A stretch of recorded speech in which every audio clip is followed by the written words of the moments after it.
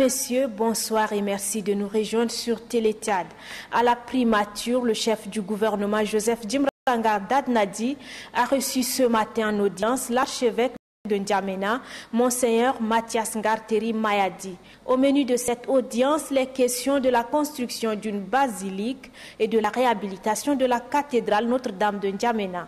Assira Nambatingar. Après le décret attribuant un terrain à l'église catholique au Tchad pour la construction d'une basilique à N'Djamena, des rumeurs persistantes font état de la pose de la première pierre de ce lieu de culte le 23 mars. Vrai ou faux? La visite qu'a effectuée l'archevêque de N'Djamena, Monseigneur Mathias Ngarteri, à la primature, consiste à élucider cette question. Avec le Premier ministre Joseph Djimbrangar Dadnadi, le patriarche de l'Église catholique au Tchad a aussi abordé le projet de la réhabilitation de la cathédrale Notre-Dame des Apôtres de N'Djamena. Monseigneur Mathias Ngarteri Mayadi est sorti de cette audience satisfait. Avec le Premier ministre, ils se sont convenus de la date de la pose de la première pierre de la basilique. Pour le moment, demain, ce sera trop tôt, mais la prochaine date pour la pose de la première pierre, ce sera donc le 5 avril 2013.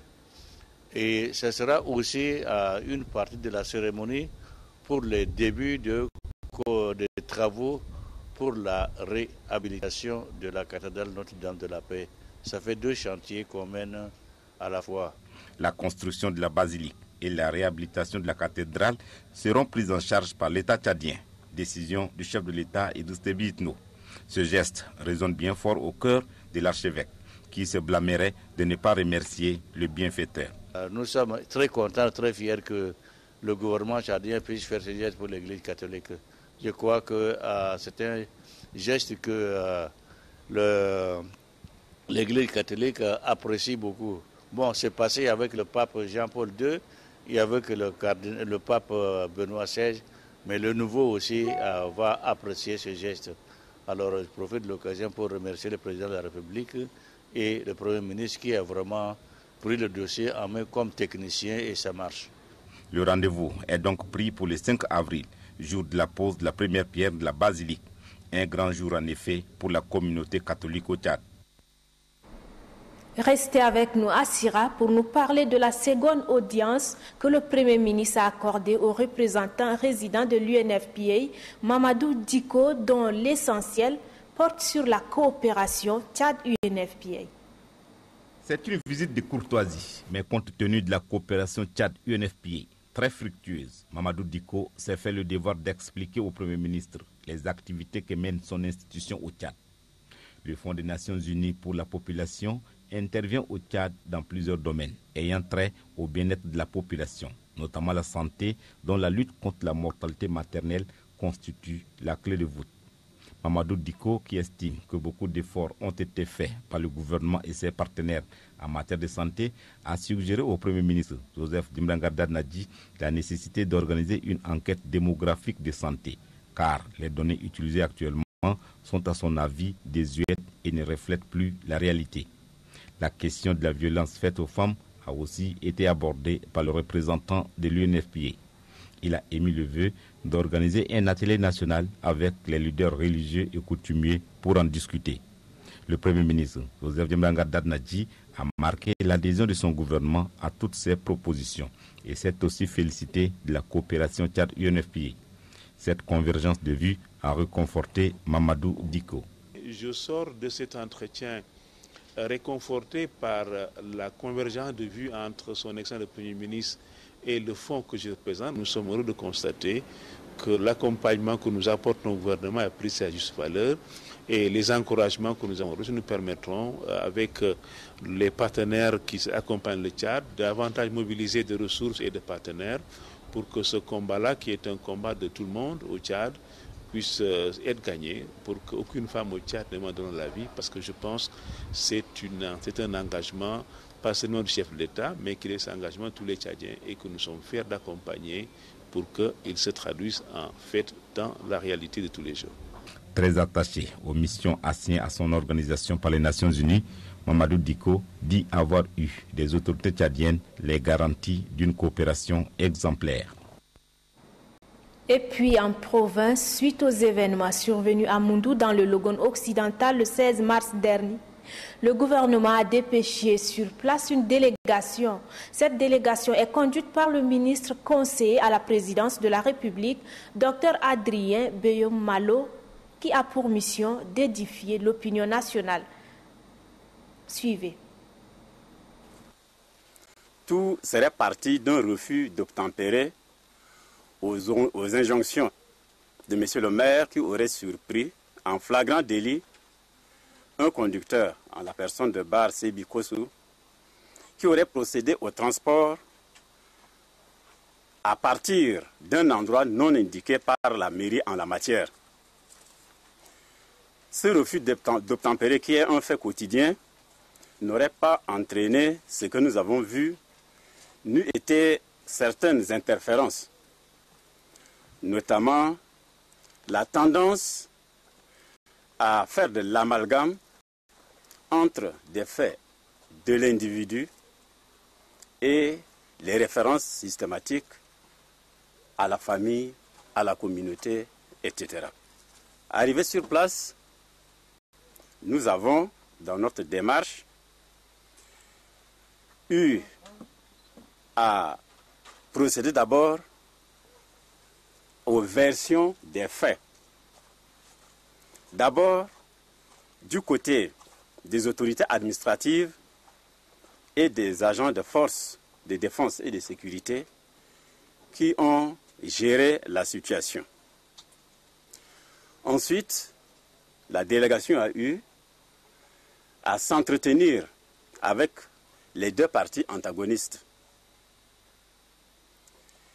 Nous avons vu que la situation étant un peu tendue, il était nécessaire d'associer le comité de sages qui existait déjà et les autorités religieuses.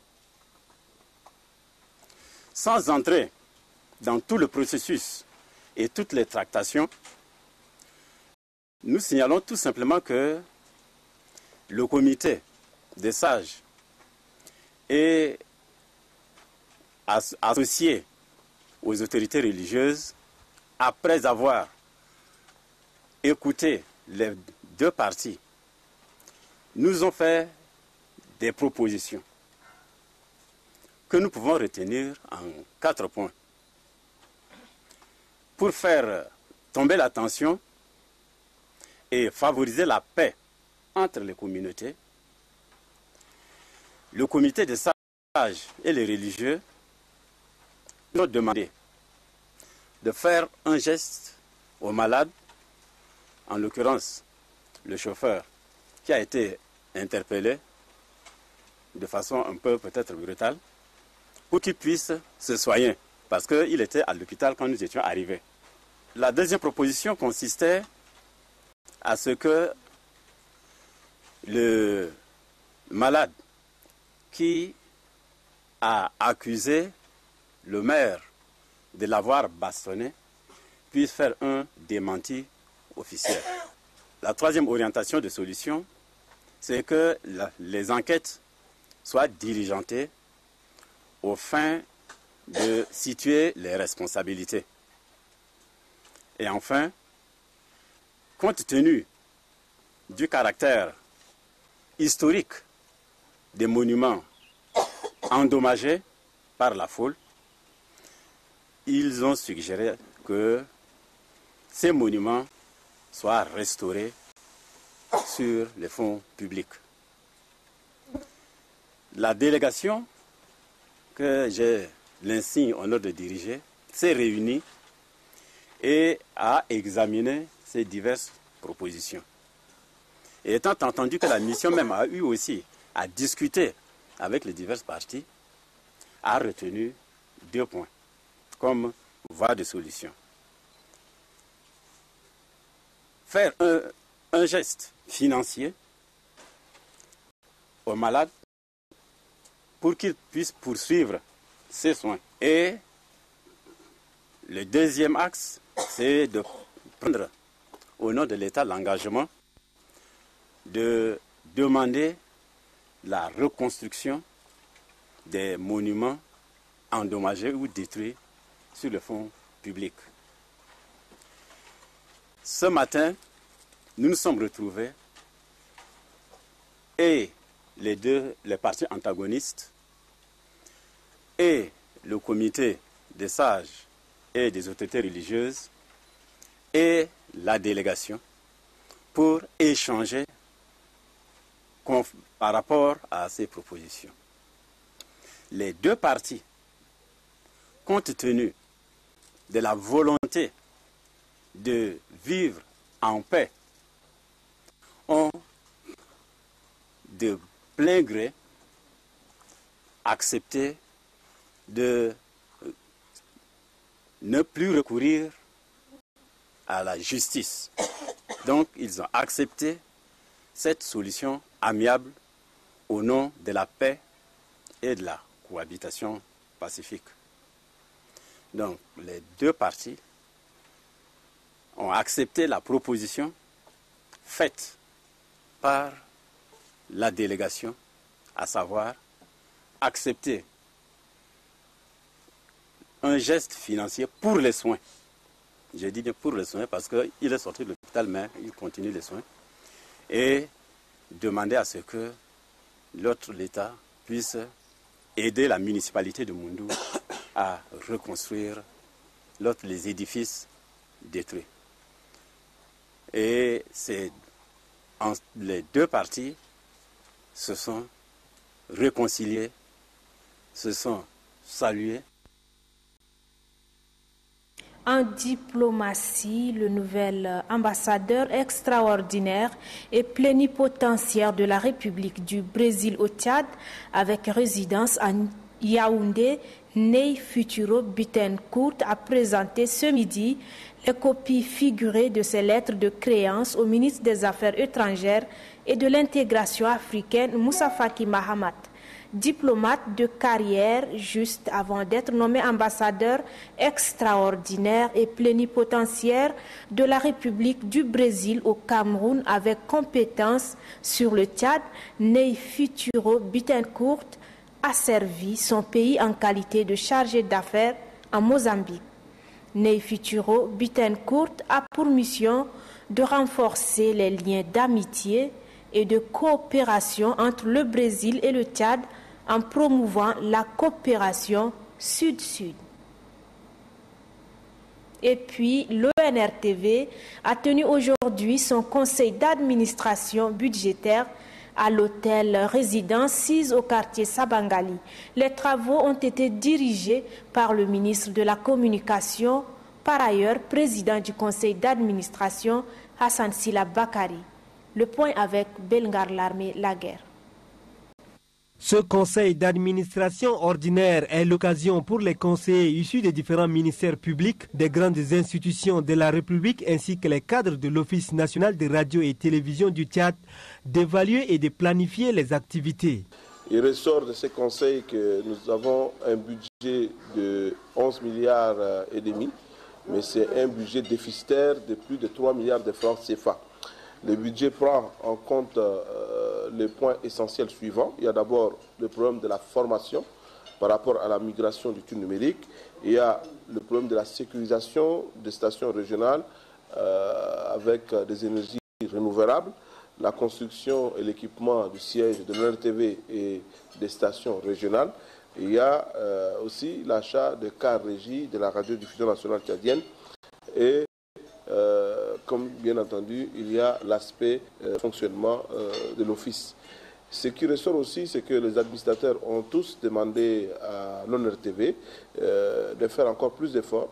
Pour pallier le déficit du budget, le président du conseil d'administration et par ailleurs ministre de l'Information et de la Communication envisage des solutions. Nous savons que les plus hautes autorités de la République ont toujours accompagné Télé-Tchad, ont toujours accompagné Radio-Tchad, le ministère de la Communication dans ces actions et nous sommes convaincus que dès que le problème sera posé, d'abord au niveau du gouvernement, ensuite au niveau de la présidence de la République, nous allons certainement combler ces gaps. Parce que nous avons aujourd'hui des obligations contractuelles avec plusieurs opérateurs économiques et que nous devons absolument rester dans dans notre programme parce que le temps n'attend pas et le président de la République est décidé plus que jamais à faire en sorte que le son et l'image du Tchad soient au-delà de l'Afrique et tout ça, en bonne place dans le monde entier. La guerre contre les terroristes au Mali n'a pas été perdue de vue au cours de cette rencontre. Les conseillers ont adressé une motion spéciale de soutien au président de la République et aux forces armées tchadiennes d'intervention au Mali. Ainsi prend fin les dernières infos sur Télé Tchad. Votre fidélité nous honore. Je vous rappelle que vous pouvez retrouver toutes ces infos sur notre site www.onrtv.org. Excellente nuit à tous.